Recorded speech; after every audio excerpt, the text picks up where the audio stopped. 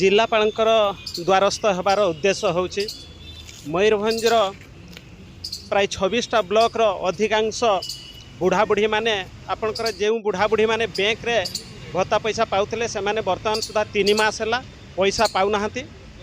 बुढ़ाबुढ़ी माने थरे पंचायत ऑफिस को आसुचंती, थरे ब्लॉक को जाउछंती, जिलापाल महोदय पाखक भी आसुचंती। तेणुक आज आम क्लीयर होगापी आसीलु। जिलापाल महोदय नहांती, एडीएम सार सहित भेटी। एडीएम सार भुवनेश्वर क्या पाक गोटे लगे फोन। एडीएम सार कहले आउ 8 दिन पर समाधान हो। तेणुक एडीएम सार कथा मानी एडीएम सार को दाबीपत्र भी देलु।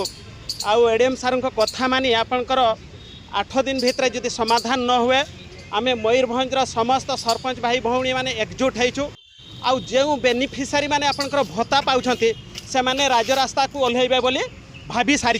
आम तांकर को कथा देइथिलु जे आम आज कलेक्टर महोदय को पाखरु जाणिक आसला पर आपण मानकु जणैबु।